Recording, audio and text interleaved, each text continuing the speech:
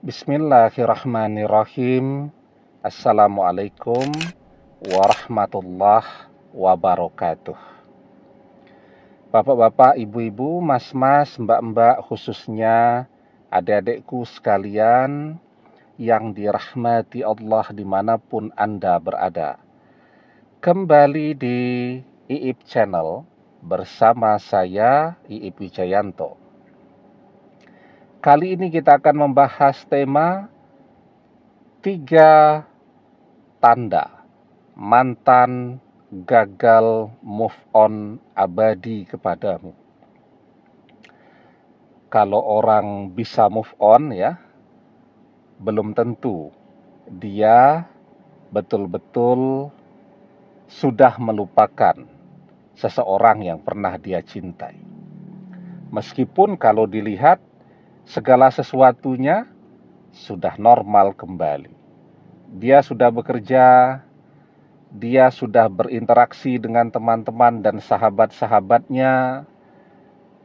Kemudian dia juga sudah menggunakan media sosialnya seperti dulu dan seterusnya. Jadi ketika seseorang itu kelihatannya sudah kembali normal beraktivitas seperti dulu lagi, itu tidak kemudian berarti bahwa seseorang hatinya benar-benar sudah move on dari seseorang yang pernah ia cintai. Jadi kalau kita itu memahami kalau orang itu masih gagal move on itu adalah makan tidak berselera atau kehilangan nafsu makan, tidak bisa tidur, meratapi perpisahan itu terus, menjadi tidak bersemangat dan lain-lain. Jadi ketika mantan, meskipun dia sudah menunjukkan dia sudah kembali seperti dulu lagi, bahkan bisa jadi dia sudah menemukan pengganti kita. Tidak berarti mantan benar-benar sudah move on dari kita ya. Sebenarnya kalau kita punya teman atau punya sahabat yang terus berinteraksi dengan mantan, nah kita akan bisa lebih tahu bahwa mantan ini gagal move on dari kita meskipun sudah ada pengganti kita di samping mantan. Nah, nanti kita bahas dalam edisi selanjutnya ya. Tapi ketika kita tidak punya teman ataupun sahabat yang terus berinteraksi dengan mantan, tanda-tanda mantan gagal move on itu tetap bisa kita lihat ya.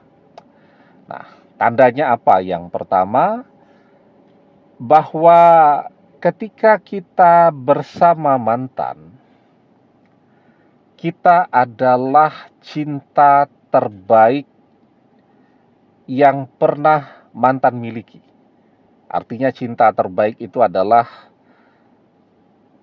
kita adalah orang yang selalu siap berkorban apa saja untuk dia. Kita selalu ada di samping mantan di masa-masa terberat di dalam hidupnya. Kita adalah orang yang paling berjasa untuk mantan ya. Artinya ketika bersama dengan mantan, semua mantan yang bisa dia miliki pada saat ini itu kalau ditarik ke belakang itu terhubung dengan seluruh jasa-jasa yang kita berikan untuk dia ya.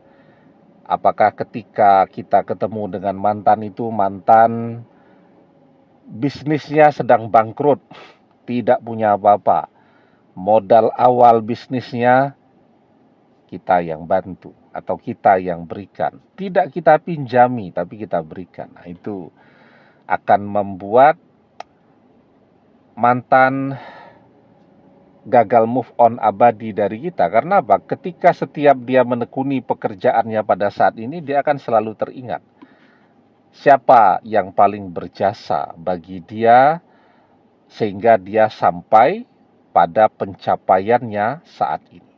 Nah, jadi itu ya.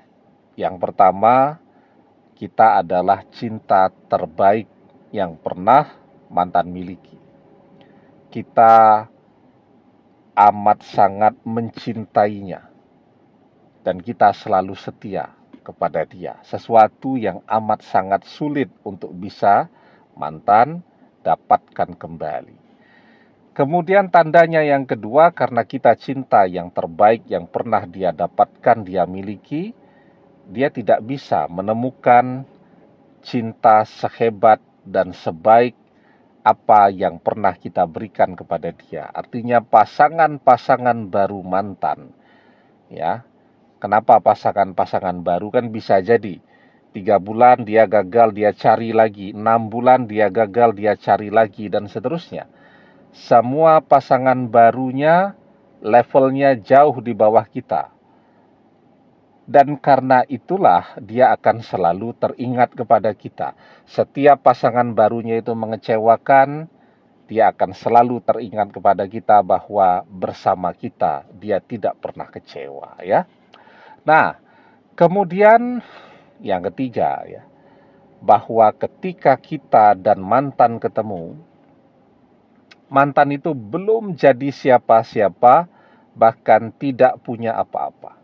Mantan masih kuliah, mantan belum memulai usahanya yang membuat dia menjadi seseorang yang sangat menarik, ya.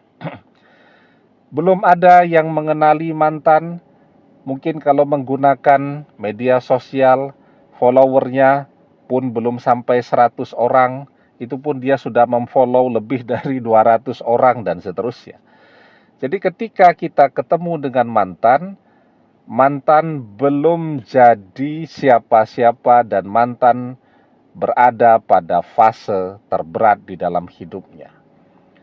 Ketika seseorang berada pada fase yang paling sulit dalam hidupnya, jarang tuh ada orang yang mau dekat, jangankan untuk mencintai, kadang-kadang saudara kandung pun akan menjauh semua, tetapi kita mau mencintainya, dan kita mau memberikan segala yang bisa kita berikan agar dia menjadi lebih baik, ya. Dan hati manusia itu akan selalu teringat, akan selalu condong kepada seseorang yang sudah memberikan yang terbaik untuk dia, kepada seseorang yang selalu baik kepadanya. Jubilatil qulub ala hubbi man ahsana ilaiha wa bughdi man asa'a ilaiha.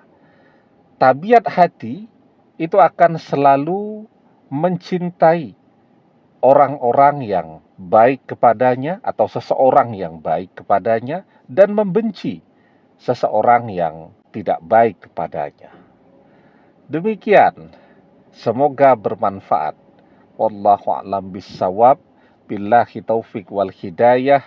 Assalamualaikum warahmatullahi wabarakatuh.